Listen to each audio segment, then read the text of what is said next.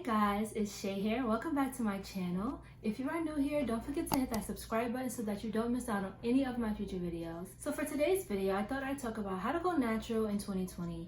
I know that there are still some people out there who feel like going natural is one, it's too expensive, which it can be, and two, it's just overwhelming and just really stressful. So if you've been contemplating on going natural, I promise you it does not have to be as overwhelming and stressful as you may think it is. So if you decided to start this journey without doing the big chop, I have some really simple tips on how you can transition without stressing yourself out. The most obvious tip I have for you guys is to obviously stop relaxing your hair.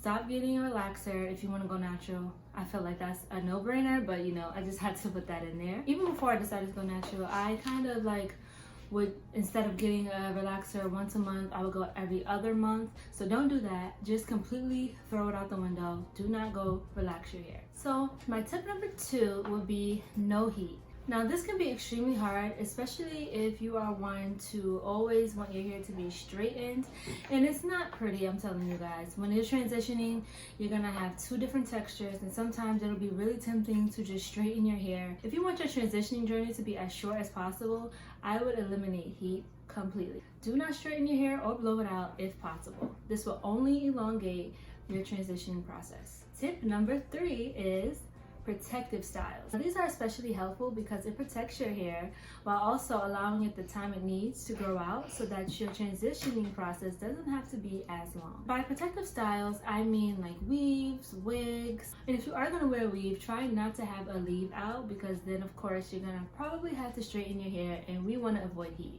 So as I said, weaves, wigs, or low manipulative styles like twist outs, bantu knot outs, braid outs, and things like that. Twist outs and braid outs can sometimes be a little bit tricky. And if you are going to do twist outs, I would try to put perm rods on the ends of the twists. Therefore, you won't have to look crazy with curly hair on the top and then straight hair on the bottom. It'll just look a little weird. So you should definitely try that out if you want to do twist outs. So before I tell you tip number 4, before you start this journey, you would want to decide how long you want to transition for. But when I was going natural, I knew I didn't want to transition for too long, and I didn't want to do such a big chop. I wanted to do sort of a mini chop so that my hair isn't too short. So when I did go natural, I did cut my hair to probably the length that it is now. If you haven't seen my natural hair journey video, definitely go check that out. And that leads me to tip number 4, frequent haircuts. When you are transitioning, you want to cut your... It's okay.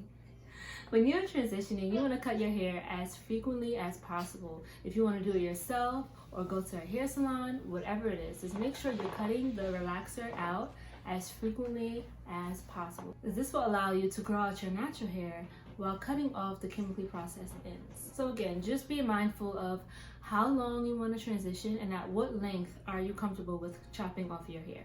For me, it was shoulder length, just like how I am now. I actually recently cut my hair a couple of days ago because it just was a whole mess. So another tip that I have for you guys, which will be, I think, tip number 5.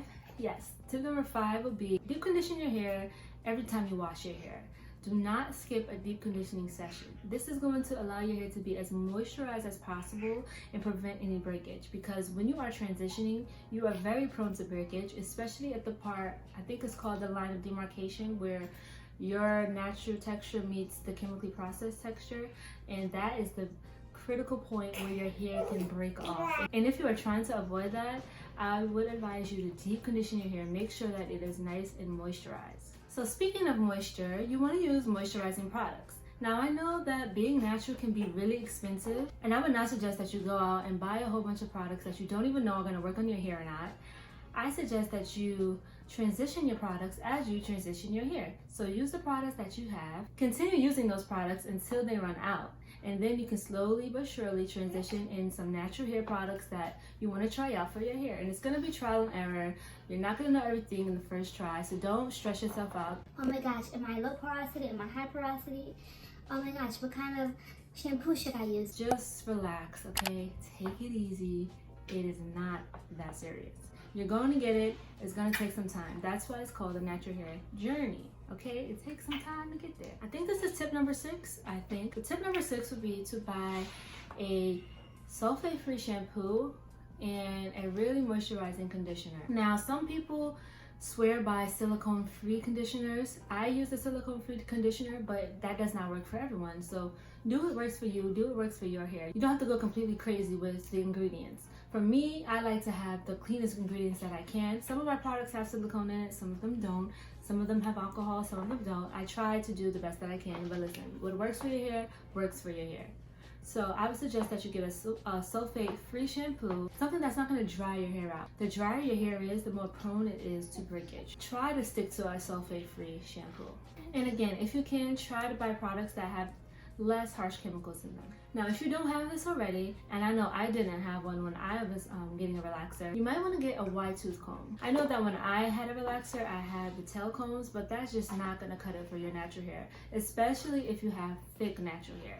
So get a wide tooth comb so that you can effectively detangle your hair and that you won't have too much breakage. Breakage. I cannot emphasize it enough. You do not want your hair to break off because transitioning is a very delicate process. You want to be very gentle when you are detangling your hair. I also forgot to mention this. Along with not relaxing your hair, you want to avoid dyeing your hair with any type of chemicals because again, that is going to prolong your transitioning process.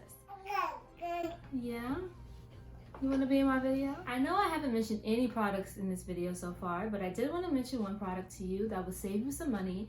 If you don't know what to get, start off with products that are a 2-in-1. So for example, I have the Shea Moisture Red Palm Oil and Cocoa Butter Leave-In or Rinse Out Conditioner. This is what it looks like. And this is really great because you save your money. You can use this as a leave-in. You don't have to rinse it out of your hair.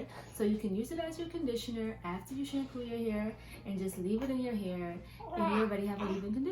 So there you go, 2 steps in 1. So my 7th and final tip for you is to be patient, my friend, okay? It is not gonna happen overnight. I transitioned for 2 whole years before I decided to cut off the rest of my relaxed hair.